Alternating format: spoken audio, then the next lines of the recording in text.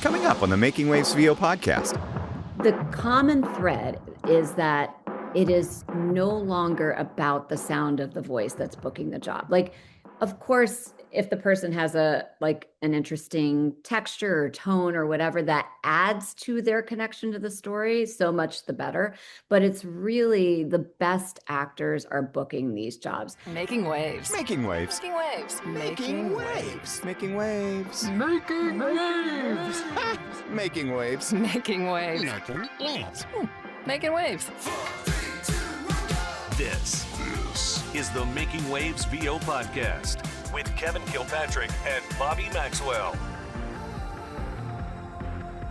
It is indeed the Making Waves VO podcast, presented by our good friends at Full Compass, fullcompass.com. We know VO. And Bobby, this is a particularly exciting episode of the Making Waves VO podcast. I think it took us 17 years to get her booked. Ladies and gentlemen, let's talk about her. She's an on-camera actress, a voiceover artist, a coach, demo producer, and casting director at Sound and Fury. Ladies and gentlemen, it's the inimitable Tina Morasco. Hey! I want to put that on a constant loop. And also hearing all of those titles makes me understand my level of fatigue every day. Of course. Right. Oh, that's why I'm so tired. That's it. Oh, you Tina. forgot to add she's a mom too, Kevin. Well, that's the biggest one. That's the biggest one. Always. Well, thank you so much for joining us on the Making Waves VO podcast. I did a kind of a deep dive into your history because it's kind of fascinating in a way. You don't do a lot of things. I just talked about all those things, but I did want to lead off with maybe my most important question for you, Tina. Do you ever get the opportunity to deploy that sweet clown training that you did from back in the day? Oh my God. Do you know what? I am not even kidding. And it's almost as if I queued that question up for you. I was hosting one of my, I created something called The Library, and it's basically like 4 hours of my video modules of all of my coaching technique to sort of get as much good information to as many actors as I could with my limited time. So I host what's called library study groups twice a month, where like library members can, come on and we practice all of the, tools that are, laid out in the library. And so it's basically like, voiceover workout groups twice a month. And so in last month's group, we worked on a spot that like required, the direction was like, hey, this has to be it's comedically heightened, and we want it to sound like somebody is delivering this like big important news, right? And so, of course, if everybody tried to do that the same way, it wouldn't be as effective, so like probably what they were going to cast was, somebody that had like kind of like a Dan Rather sort of like old fashioned, like, like that's the news and I'm Dan Rather and, see you tomorrow, kind of like very like sort of stiff upper lip, like very official kind of, presentation. Right. Mm-hmm. But what we ended up doing, I did a round robin. So I had everybody who was in the group do it and try to find their own way into what that big important news was.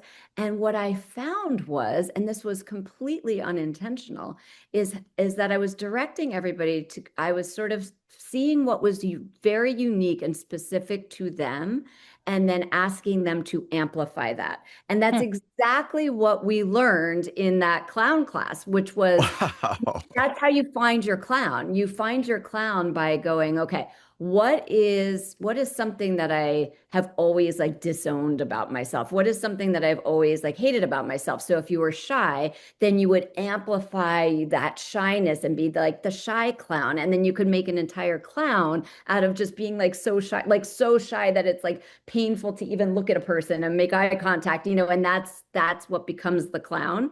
And so we use that in the group of like, there was one woman in the group that is very similar to like Betty White, or she almost kind of has like a Phyllis from The Office. And I was like, like we like amplified that like super sweet golly gee whiz at like to the nth degree and did it from that place. And she like took the house down. It was great. So wow. I don't think I have ever used my clown training until that last group. So it's just like crazy serendipity that you asked about it. I just got one of your emails about the spots and your next thing, like right before we were starting to record the podcast. So So, and the thank you. groups usually sell out so fast, but I think Yeah. August is such a busy travel month. So, so this one is still has spots open. If you're interested, Bobby, you should come and join. Well, thank you. Having trained with you, I wanted to bring this up because when you told me this story when I was coaching with you, that this was probably over a year ago. Gosh, time flies. You were mentioning, I think we got on the subject of the same talent booking.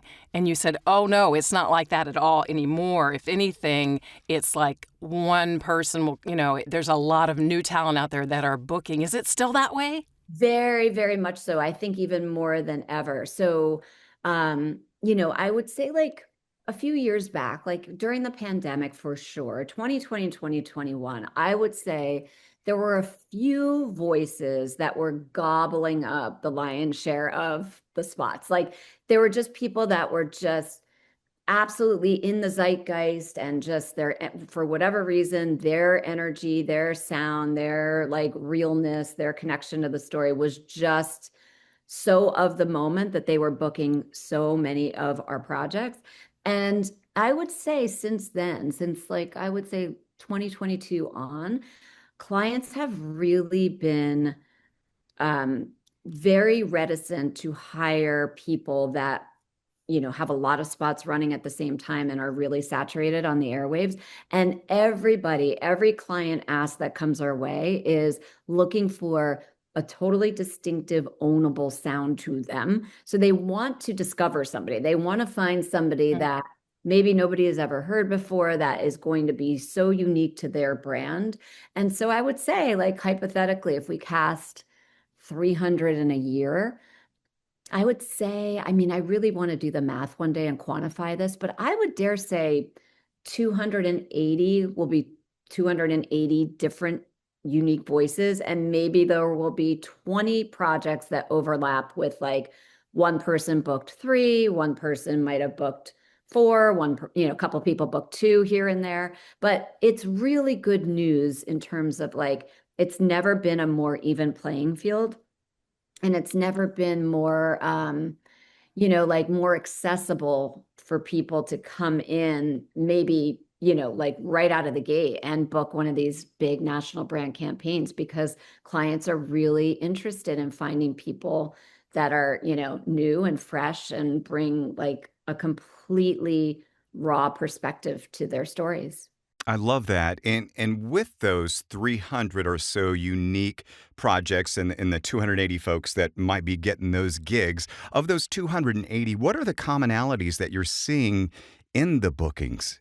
Oh, that's a great question. I will say, and this is, like I scream this from the rooftops, the common thread is that it is no longer about the sound of the voice that's booking the job. Like, of course, if the person has an interesting texture or tone or whatever that adds to their connection to the story, so much the better. But it's really the best actors are booking these jobs. And that doesn't mean you have to be a Shakespearean trained actor. And it doesn't mean you have to have gotten your MFA in acting. It just means that you are so understanding of the message of the story, you're deeply connected to it, and that you really are living truthfully through it moment to moment in a completely engaged and relatable and believable way. So every story sounds like it is just you in your natural speaking voice relating this story to someone that you know, so I can hear the relationship with that person that you're talking to play out through your telling of the story. So the common thread is like, no matter what age, what vocal print, what demographic, that is the common thread. So even on the same casting link, your read and Bobby's read and Lacey's read and my read could all be viable options, even though all of our voice prints are completely unique and different. But what we're really listening for is the truthful telling of that story. Don't go anywhere. The Making Waves VO podcast returns in a moment. Hi, I'm Lacey Deline, voice artist and producer, and you're watching Disney Channel. No, podcast. Making Waves. Oh, Kevin and Bobby's thing! Whoops. As a voice actor, you want to focus on what's important, right? Like pulling off the perfect read. You don't want to stress about tech stuff. That's why Full Compass is in your corner. With 50 years experience in pro audio, Full Compass has everything we voice actors need. Mics, headphones, monitors, mixers, interfaces, DAWs, all the goodies. And their certified product experts help with everything they sell. Plus, you can get free same-day shipping, flexible financing, and a low price guarantee. See it all at fullcompass.com. Fullcompass.com. They know VO. And now, back to Making Waves. So any new trends in casting specs? I know you say that you're looking for that uniqueness, or that you just being yourself. Is like the conversational read still big? Is announcering sneaking in at all? Like No, it used to and be? I would say no. And so my answer to that always is like, I'm very anti-trend, because I think when you think of things in terms of trends, what tends to happen is actors start creating another stylized read. And what I mean by that, like, remember back in the day, there were all of these stylized reads, right? There was the warm healthcare read, and the delicious food read, and the cool beer guy read, monster truck read. And so there were all of these styles of reads that people would just manipulate their voice into, have no idea really what the meaning is of what they were saying, and they would just use their voice and ride it over the entire story, right? And so those days are gone, and everybody has gotten that memo, and everybody is like, understands that things have to be authentic and conversational. But if you start thinking about trends, then so what I've heard is that what I'm hearing every day in the auditions is that now conversational has become a trend. So everybody is like creating this conversational sound, but there's actually a huge difference between sounding conversational and actually having a conversation. Because you can say any line conversationally and have no intention and no connection underneath it. I can say, yeah, AT&T puts you and your world first with Right to You. Sounds pretty good, but I have no idea what I just said or what it meant, right? But if I was actually having the conversation with you, I'd have to know what the meaning is, why I'm saying that, right? And what you have said to cause me to say that, and so I would know what my intention is in responding to you. So if the meaning of that line is, don't worry if you drop your phone in a toilet, because AT&T will show up to your house and give you a new one on the spot. And so then I would imagine that you've said to me like, oh no, Tina, I have like a Zoom session in an hour and my phone is in the toilet. I'd be like, don't sweat it. You know why, Bobby? Because AT&T puts you and your world first with Right to You. So the intention is like, don't worry about it. AT&T's got your back. But when I'm saying that line, riding on that intention, that is a truthful conversation, as opposed to just going, AT&T puts you and your world first with Right to You. That's the fake conversational sound that everybody's seeking, right? So when we talk about trends, if we start labeling them, if we start saying like, oh, this is the sort of like observe what's happening on camera and respond trend, then everybody's going to start coming up with this very like low-key, understated, like I'm afraid to do too much or emote at all or put in a point of view at all because this is the new trend, right? So yeah. I know it just sounds like semantics and I'm being overly precious about it, but I think not categorizing things in trends is very healthy, and treating each script like it's its own unique snowflake. And so you just go, okay, what is the story here? What's being asked of me in the specs? And then bring the truth of that to it. So now that I've kind of done that on the soapbox, if you had a gun to my head and you made me answer that question, or if you said, Tina, you can never have ice cream with rainbow sprinkles again, unless you that question, then my answer would be, I think that the trends that we're seeing a lot of are that sort of like very subtle observational narrator point of view, where you're just observing what's happening on screen moment to moment and responding to it. That's coming up all the time.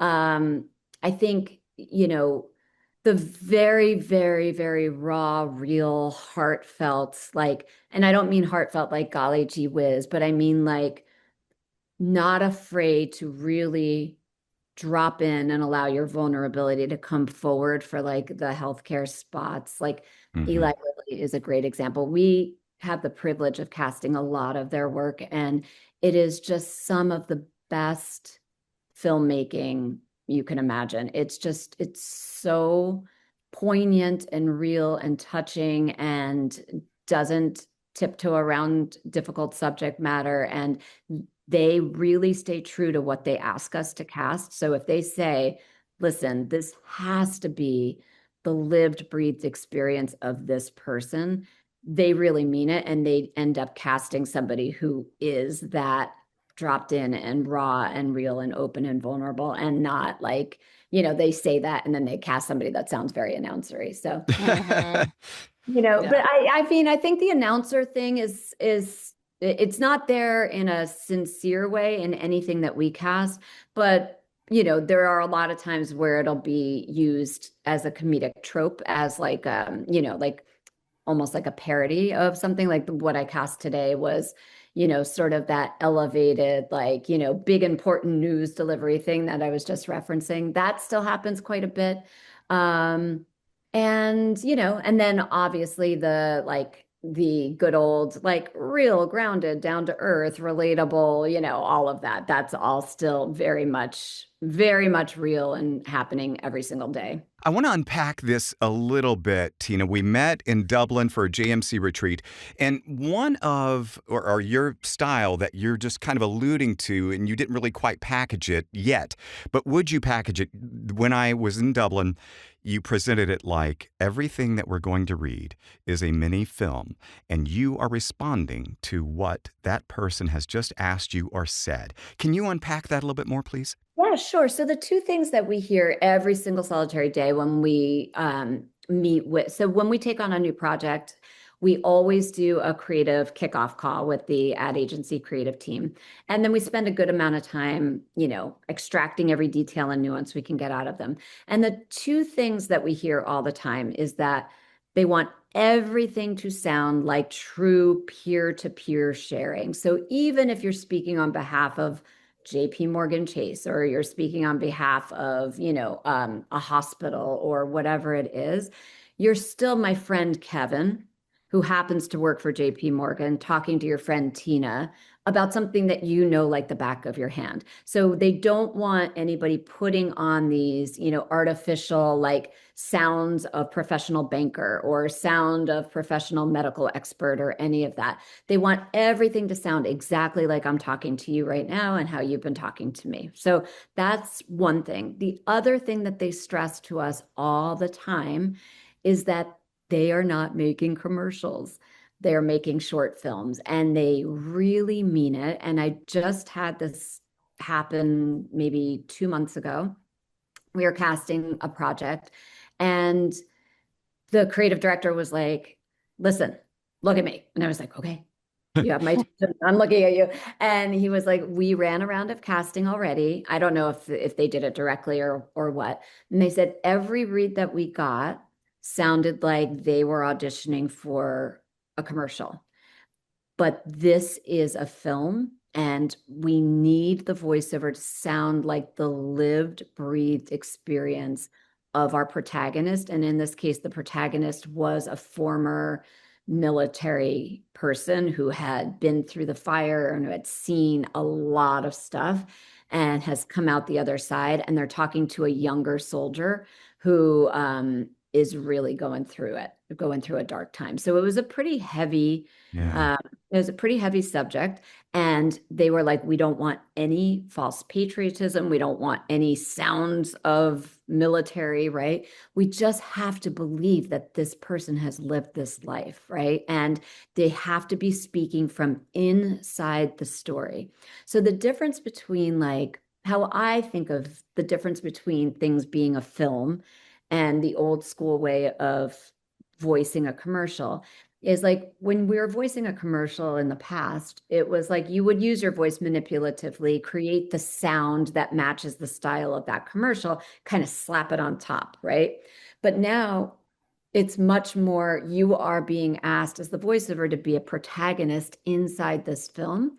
And so you're coming from underneath and inside the film as if you're inside the story. You're living inside that story moment to moment, as opposed to sort of layering your voice on top of that story.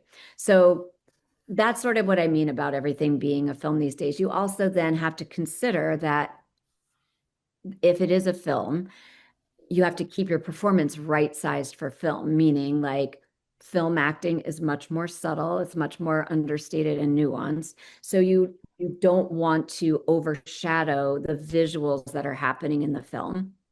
And the visuals in the film are really the king. And the voiceover is, like, I would say in the hierarchy of TV and film, the visuals are sort of the star. The music is the guest star. And the voiceover now has never been more of the co-starring role, meaning like we are really there almost to not be noticed, to just sort of move the story along in a way that doesn't pull attention from the star, which is the film. And so our job now is to figure out what the meaning of the film is, what the tone, what the mood, what the pace, what the energy, what the vibe is, and then figure out how to integrate and synthesize inside that film. So you can think of yourself as the voiceover artist as like a first chair violinist in a gorgeous symphony orchestra, right? If I'm sitting in the audience and I can make out the first chair violinist, they're doing something wrong, right? Their job is to still play the music with precision, have an emotional connection to the music, and, you know, and play it with all of their heart, but to actually then be listening to everyone else around them and to blend in with them. And so if everybody is doing that in synchronicity, then you have the most gorgeous, you know, piece of live music you could ever imagine. That's the role of the voiceover now, is to go, okay, what is the tone of this? What is the pace of this? What is the energy? What is the message? What is my role? What is the meaning of the story? And then how can I best serve that? And if you put all of your attention on that and take all of your attention off of yourself and off of your voice and how it should sound, then you're going to be in the world of, you know, booking these national campaigns. So if you go in with the attitude that you're more like a documentary narrator as opposed to a commercial announcer, you're probably heading in the right direction. If that's what it calls for, you know, like sometimes it won't be like a documentary narrator. It'll be like, oh, she's our fun-loving best friend who's always the wittiest one in the room and dropping the one-liners, you know, but they have to literally be that person instead of, and, you know, so you have to go, okay, which friend of mine brings out that version of me?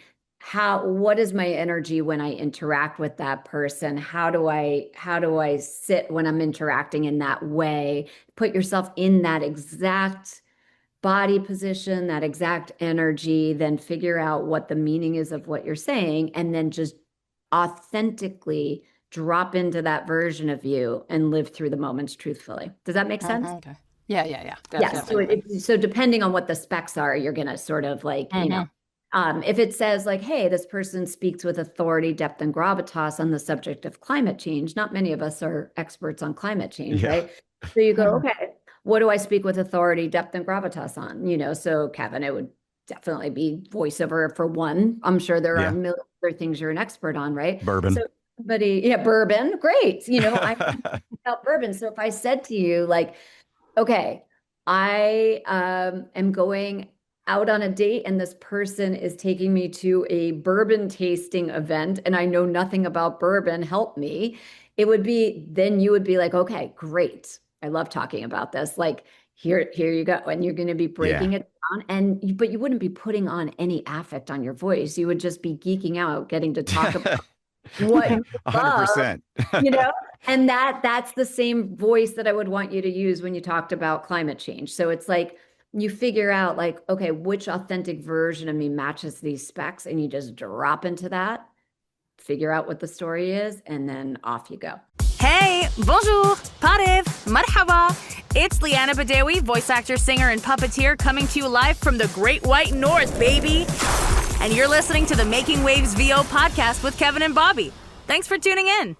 I love that we're getting a Tina Morasco coaching in our podcast. I mean, it's like free. I love it. I mean, if you want me to expand on that, I'll give you the 4 steps very quickly. So to deliver what the clients are asking for, that true peer-to-peer sharing, keeping in mind that everything is a film. So the 4 steps that I created are really looking at that script and knowing that every single solitary piece of information you need will be on that piece of paper. So you don't have to invent a whole story that's unrelated. You don't have to draw upon your, sense memory. Everything is going to be there for you if you really just take a little bit of extra time before you go ahead and start voicing it. So step 1 is to really read the specs and read them very carefully, because we put a lot of care and thought into them. And the specs are really the equivalent of, back in the good old days when you would come in live for an audition. If you walked in the door, Bobby, and I was just like, oh, Bobby, I'm so glad you're here. I just got off with the creatives. This is what they said they wanted. You would never be like, shh, Tina, I'm going to do me. You know what I mean? You would never. You'd be like, give me the answer code, right? So the specs are really the cheat code. The specs are literally everything, excuse my chime, everything that I had just heard from the creative team, then translated through my filter into actor speak, so I try to use my actor brain in addition to my casting brain when creating these specs. So the specs are really your best friend, and they are also my guiding light and the lens through which I listen and consider every single solitary audition. So you really want to give some special attention to those specs, but don't, freak out about them. You want to just read them and ask yourself which authentic version of me most closely aligns with these specs. So kind of like what we just demonstrated. So is it, the authority, depth, and gravitas version of me? In that case, then it's going to be like the way I sound when I'm talking about bourbon, or the way I sound when I'm talking about voiceover, right? And you're going to bring that version to the specs. If it's like the wittiest friend, which friend brings out that version of you? So it's always going to be an authentic version of you. We're not really putting on characters anymore because, everybody's reach is so wide. Let's say we have to cast a mechanic from Louisiana, right? Instead of back in the old days, everybody would put on some kind of fake accent and some generic kind of Southern. Yeah, some kind of charactery mechanic sound, right? Now we'll go to agents who are based in Louisiana and be like, hey, did you have to bring your car in the last month? Do you have a fun mechanic you could get them to read the script for us? So we'll find the real deal. So you don't want to try to put on a character. You just want to find the authentic version of you that matches what's being asked for. So that's step 1. Step 2, because everything really is a film, you want to read the entire script silently to yourself before you even utter a word out loud. And make sure you are reading all of the italicized on-camera action, because so many actors miss vital clues that are in those italics. So sometimes it'll say as the camera pans slowly in, we hear a voice begin to meander. And then they'll come in this is how it feels to use Credit Karma. And you're like, and the specs were next. You are our ambassador to this magical, mystical credit karma verse where hippopotamuses have credit scores of 805 and they're sipping lemonade on a hammock. And then as the camera slowly pans in, so then your opening line would be like, yeah, this is how it feels to use credit karma. Like that's a totally different read than like, this is how it feels to use credit karma. So read the entire script, really read every single detail as if you're reading a screenplay. So you get a very vivid picture in your mind's eye of what the visuals of the story are going to be. And then ask yourself the most basic question I've ever posited, which is, what is the story? But I mean, like really drill down to the nucleus of it, like be able to paraphrase the story in your own words. Like, what is the essence of the story? Why am I saying this? What is the meaning of what I'm saying? And the reason I'm so relentless about this is because I think this is the biggest miss. I think most people grab a few adjectives from the specs, slap it on their voice, and just write it over the whole thing without really understanding what the meaning is of what they're saying. So once you really own that message, then you can say it very simply and you know it's coming from the right place because you have ownership of what the meaning is. So step 1, what version of you is telling the story? Step 2, what the heck is the story? Step 3 is the oldest question in the book, the good old, who you talking to? When I pose that question, it's because I want to hear how you genuinely relate to the people closest to you in your life. So, you know, if it makes sense that you'd be talking to somebody from your life that you know, that's fantastic, because then I'm going to hear those authentic relationships play out. But you also don't want to fit a square peg in a round hole, right? If you're being asked to be the medical director of a hospital, you're not going to be talking to your Aunt Sally. You know what I mean? You're most likely going to be talking to a doctor on your staff or the parent of a patient or something. So, but if you do craft those people that are not actually in your life, make sure you craft the people you're talking to very clearly. So it's like, I'm talking to a very grateful parent of a patient who comes into my office to thank me. So that's different than like, oh, I'm talking to a patient, right? You want to make sure that it is a very specific person you're talking to. So the way you relate to them is as specific. And then the last step, and arguably the most important and the most overlooked, is the moment before, right? So what did that person that you're talking to say or do? Or if it's the kind of spot where we just alluded to that is a big trend right now, if the voiceover is observing and responding what's happening in real time, what did you just see? But what just happened that forces you to respond with the first line of the script? So the first line of every script is never just said because it's the first line on the page. It's always a genuine, engaged response to something. And that's really the key to grounding it and making your read not typical commercial sounding. Because we've all been trained to just go, introducing the new Toyota Camry, whatever. And now you would have to come up with some kind of stimulus that would force you to say, introducing the new Toyota Camry. And I've done this a million times, but it's a great, quick, like little example of it. It could be that Kevin and I are next door neighbors. I've been talking about getting a new car for 10 years. You're like, okay, T, I'll believe it when I see it. And then I roll up in it and I'm like, read him and weep, Kev. Introducing. But it'd be like introducing the new Toyota Camry. Like I did it. So the intention and, you know, knowing my relationship with you is playful. The intention of like, haha, in your face, check it out, quite literally grounds my voice and stops it from going into that sing-songy commercial melody. That Introducing. Yes, exactly. so those are the 4 steps. You don't want to miss what's next. Making Waves returns momentarily. This is voice actor and voice acting coach Linda Bruno, and you're listening to the Making Waves VO podcast with Kevin Kilpatrick and Bobby Maxwell. I heard it's really good. Oh, Bobby, I remember getting into voiceover, and one of the most exciting parts about getting into voiceover is buying all the gear. You don't realize that until you become a voice actor and you got to produce your own stuff. And you go, ooh, this part should be fun. But then you go, I have not a clue on what I'm supposed to buy. Exactly. That's why you trust your good friends at Full Compass, fullcompass.com. They know VO there, and you're going to have a great selection of pro audio gear, and you're going to get a lot of good help. And there's a lot of good attributes that go along with buying from Full Compass. Yeah, so if you're not really sure when you got the piece of equipment and you have questions about it, they have a free 2-year service or repair plan. They have free shipping on orders over $49. I love that.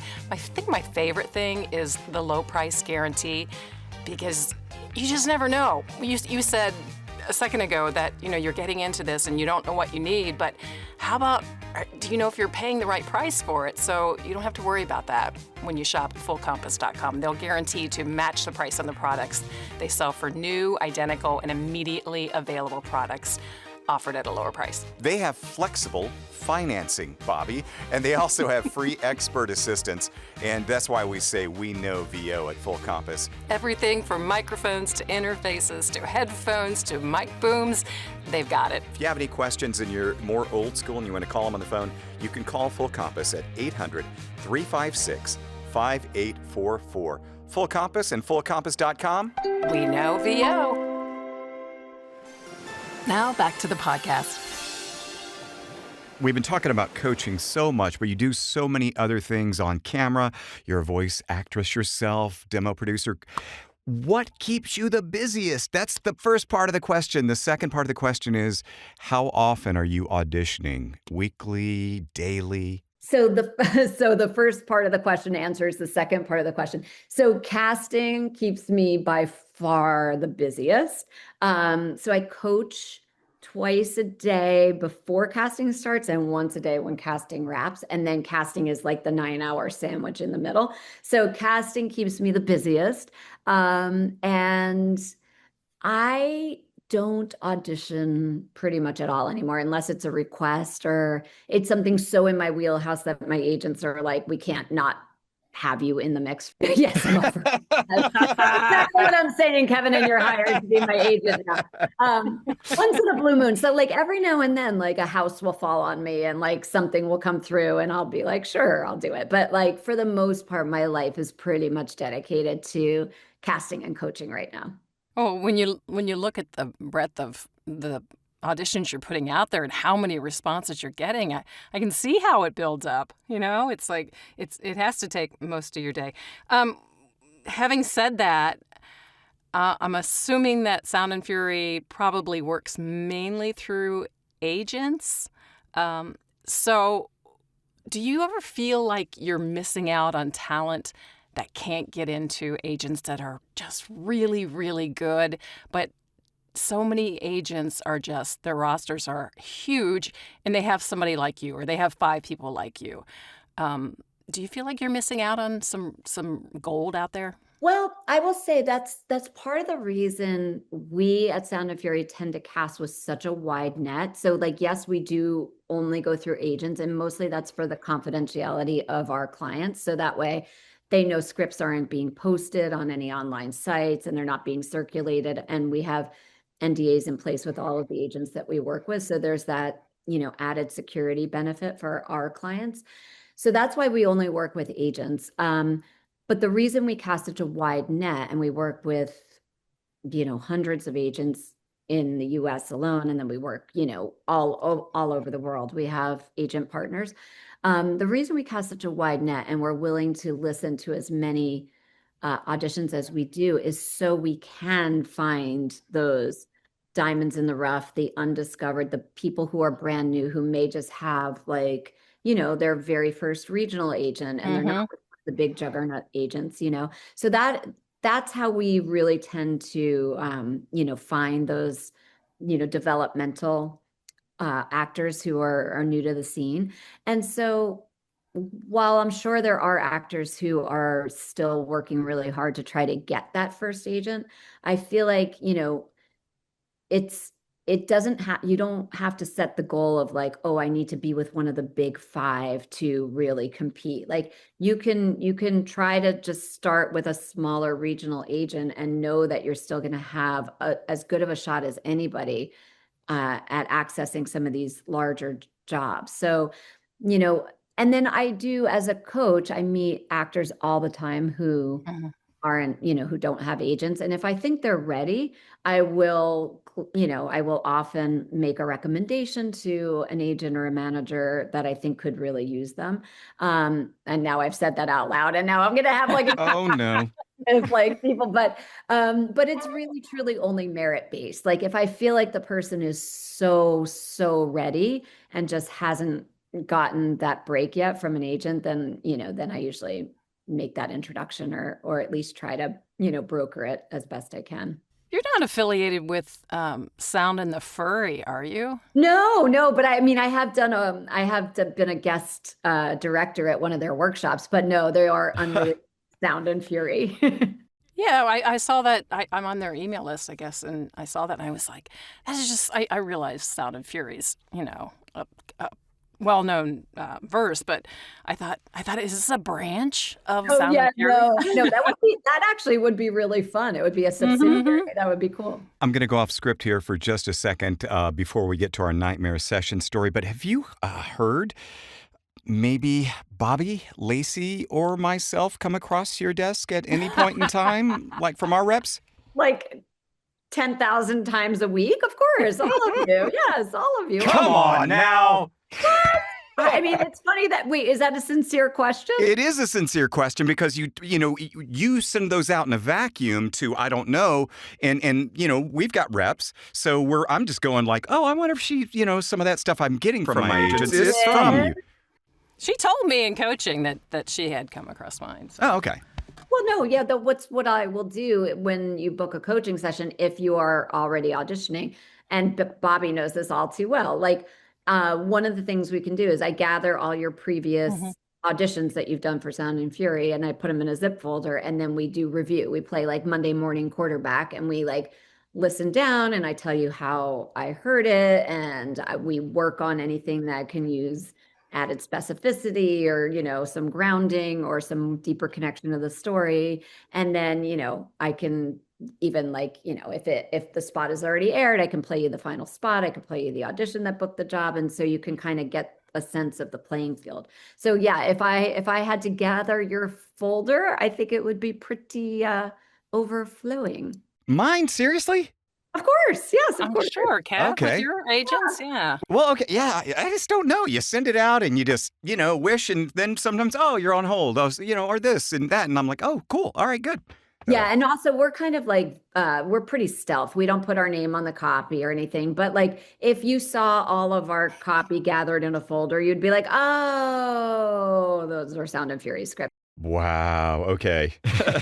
All formatted the same. It's, the specs are first, then the script, then, the labeling. It's all very laid out in a very neat formula every single time. That's kind of my own little nightmare story right here and there, right here and now. Hey, before we get into the nightmare session, I want to ask you, what's the number one thing that voiceover talent are doing wrong in their auditions, Tina? I would say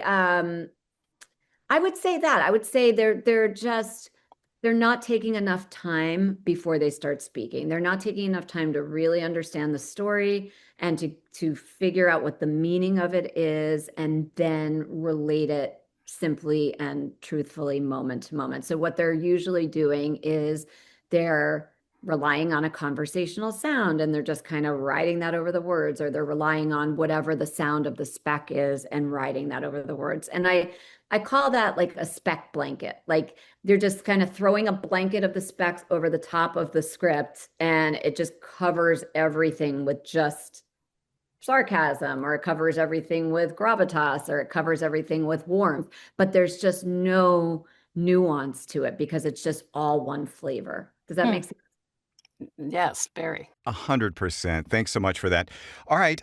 Without further ado, these happen to us all the time, Tina. We have a session. It couldn't have gone worse. We didn't know if you might have a story from your experience that might be nightmarish. Would you be willing to share one with us? Nightmare Sessions. I have two. I have a voice. Yeah, double header. I have an on-camera story. Okay, so my voiceover nightmare story was years ago, and I was cast in a radio spot with my really good friend. We were in like the early 2000s. We were sort of the Lunts of the radio world. Like we were always playing husband and wife in like a radio spot. And so it was like we were reprising our roles as like husband and wife in whatever radio spot it was. And so we're really good friends. So we have great like banter and like, we just play off each other really, really well. And so it was one of those classic, like kind of formulaic radio spots where like back in the day where like the wife was outsmarting the husband and whatever. And so we were doing back and forth. And all of a sudden I go, I said my line and I went like, or he said his line and I was like, and then I went into my line. So I did like an audible laugh and then went into my line. And the client who was the head of the ad agency, who actually is also a beloved commercial spokesperson that would be very recognizable. If I like said a it. character? Like a character that, so like he is the head of the ad agency, but he also plays this iconic spokesperson for a brand, right? Who has a particular costume and a whole, regalia that you would know that I'm afraid to say because I don't want to get canceled. But our imaginations are running wild. Yeah, imaginations are running wild, right? So he stops the session dead in his tracks and he goes and he looks at me like through the glass, but he's like pointing his finger, and it was like almost like one of those fingers in Everything Everywhere All at Once, where it was like coming. It's like one of those big. And he was like, never audibly laugh in voiceover. He's like, your job isn't to indicate that you think you're funny. Your job is to make the audience laugh. Never audibly laugh. And I was like, you're mean without your head. So-and-so. I didn't fill in. You're mean without your costume. Yeah, I know.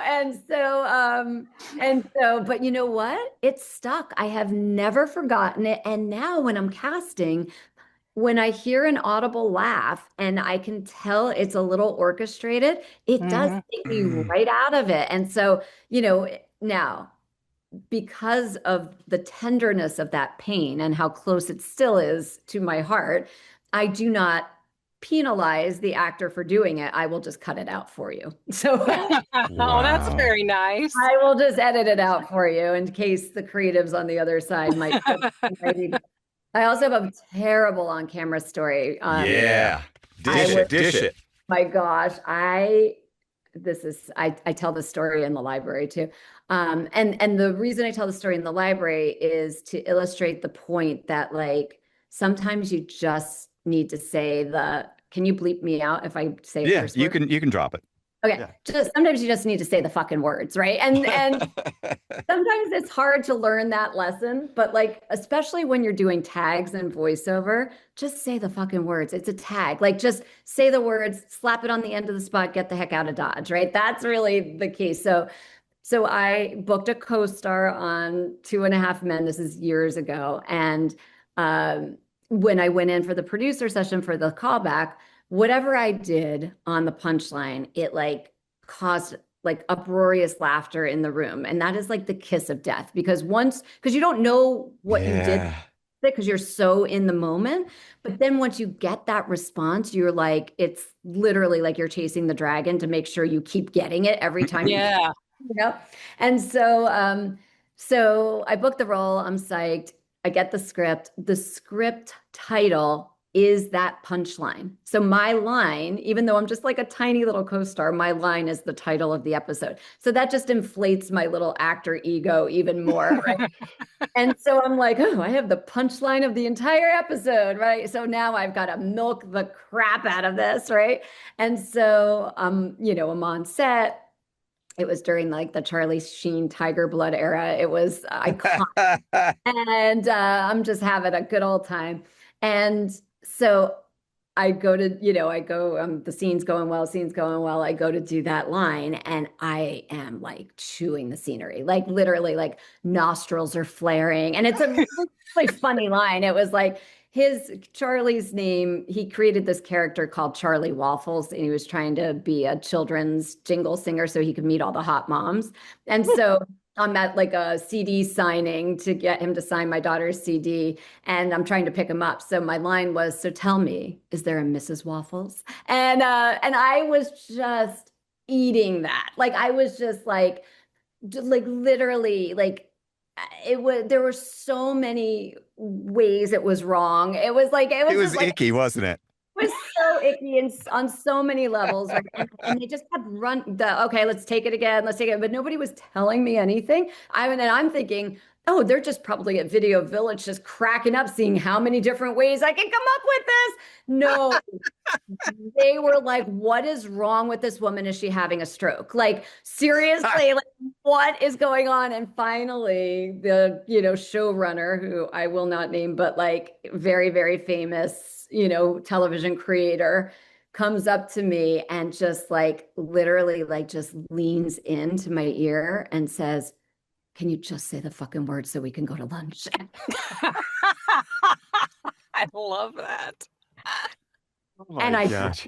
And that is how it ended for Tina Morasco. It was one of the most humbling, humiliating experiences of my life. And to this day, anytime it's on, like, it's still running. And anytime it's on, I can see it all. I can see every bit of it. And I'm just like, yep. If that doesn't teach you that it's not about you, I don't know what does. It's like, we're all there to tell a story. We're all there to move the story along and to not be like, look at me. I can make you laugh, or I could be the sexiest, or I could be whatever. It's like, it's not about you. The joke is like, me delivering that line and his response to it is the joke, because he's the star of the show. I'm not the star of the show, and so take that lesson and save yourself worlds of pain, and remember that the voiceover is not about you. It is about that story, and put all of your attention on that, and you will be a winner.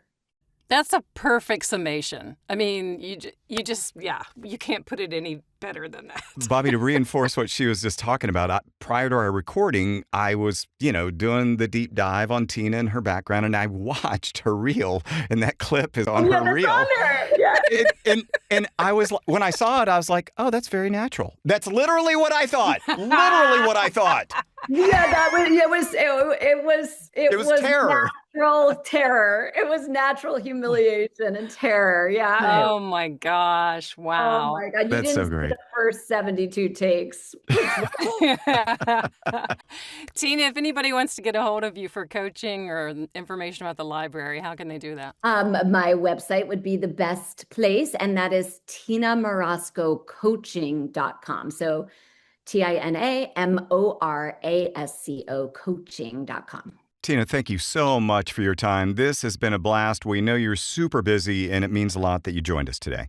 Oh my gosh, thank you so much for asking, and thanks for, putting out the good word to the community. It is the most incredible community that we are all so privileged to be a part of, and I just really appreciate everything that you all are doing. Just get to the fucking point. And just say that word. Talk to you again soon. Thanks so much. Great. Thanks for having me. That was so fun. That's, I said I got to see her in Dublin. We didn't really get to chat that much. I chatted with her more just now than I did in Dublin, Bobby. Oh, really? Yeah. And so I like her more now. Like, I didn't really know her, but now she's cool. She's chill. She's fun. Yeah. Oh, and she's so intelligent about life in general, but specifically voiceover. I mean, she knows exactly what she's doing. So, yeah, I'm so glad we can get her on. Yeah, she dropped lots of great knowledge, and much appreciated. Bobby, this was a fun episode. You want to try it again another time? Maybe. Yeah, sure. Why not? The Making Waves VO podcast, presented by our good friends at Full Compass, fullcompass.com. We know VO. Bye. Bye.